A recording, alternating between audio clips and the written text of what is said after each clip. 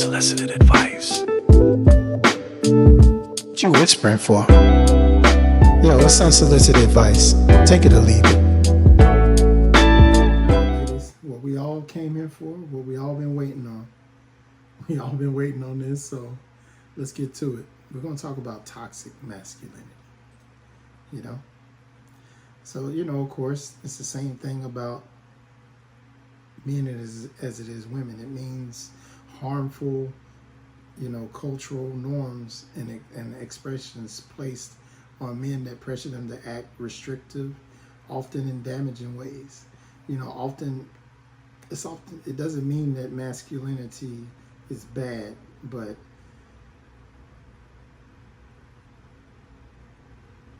rather that certain exaggerated or rigid forms can become harmful both to men and the people around them. That was a tough way to explain it, but I'm gonna get through this. But we're gonna talk about a couple of ways that you can spot toxic masculinity. Usually, it's pretty easy to spot. I think girls do a better job of hiding it in a way. One of the main things is emotional suppression. Men are told not to show vulnerability, not to show sadness, because of, for fear that these emotions are labeled as weak or unmanly, which are not true. We have to be more, we have to show some vulnerability, especially behind closed doors with loved ones. We can't do that then we're doomed. Aggression and dominance.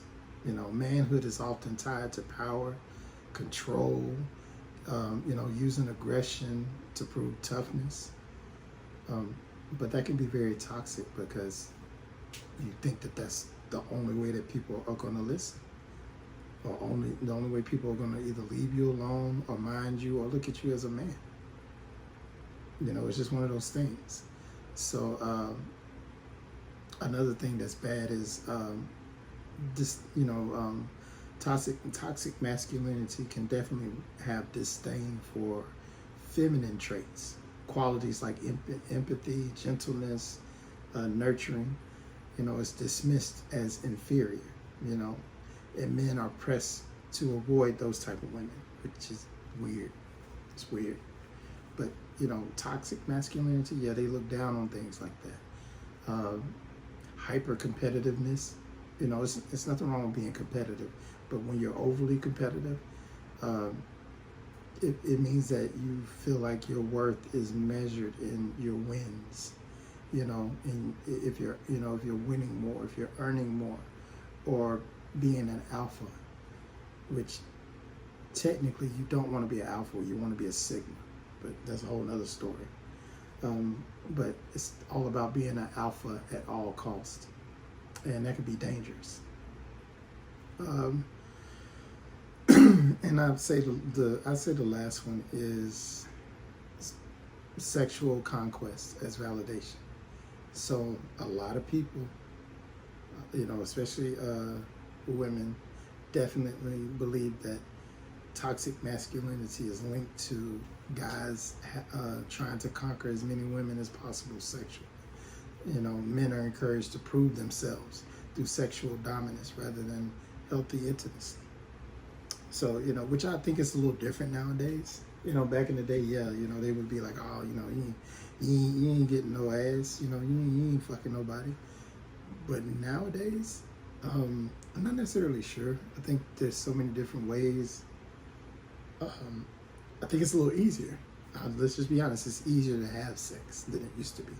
So, but yes, you do have a lot of toxic males out there that think that they should have sex with every woman they come across. And they feel like it'll validate them as a man and, all that. So, so those are some core traits. We'll call it core traits of toxic masculinity. And the way that it harms men is it leads to bottled up emotions, higher rates of depression, suicide, and substance abuse because you're pressuring yourself to be something that you just may not be. It just may not be. Because if somebody is truly a toxic masculine male, they're happy because that's who they want to be. But if you're just doing it because you think that this is what you're supposed to do, this is how it harms you as a man. Because it will make you feel depressed.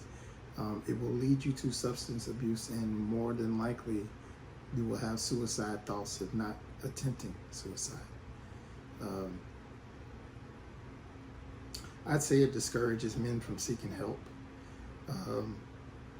like mental health, medical care, or just therapy, because like you said, toxic masculinity means that you don't need help from nobody. You need to figure it out. You're a man. Suck it up, tough it out. So yeah, it creates pressure to live up to an impossible standard of toughness and being successful. You just can't pay attention to those things. If you pay attention to those type of things, you're gonna be sad.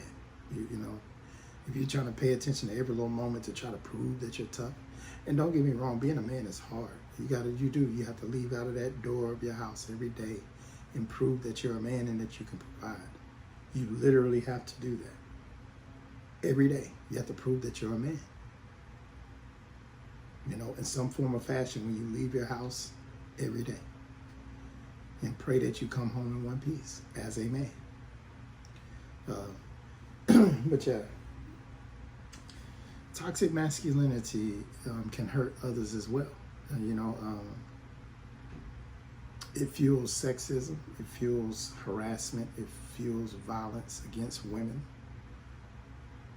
Sexual, like I said, sexism versus women, sexism against women, sexual harassment, or just harassment in general against women, and violence against women. It creates unhealthy relationships where there's no empathy or no communication, and it reinforces, rigid gender roles that also limit women, and what is it? I think you say non-binary people. Yes, I think that's the word you got to use. But some people,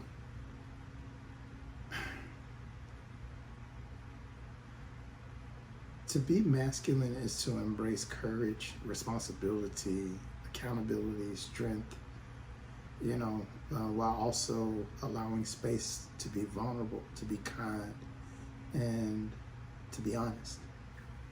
So yeah, there's nothing wrong with being a man, but don't let somebody define what being a man is, or you'll be confused. You'll just think that you're just supposed to be macho and tough and hard all the time. Pause. But being a man is a beautiful thing, and that's coming from a man. It's hard, but it's beautiful. But that is my unsolicited advice, okay? So you can take that one or leave it, but I prefer you take it.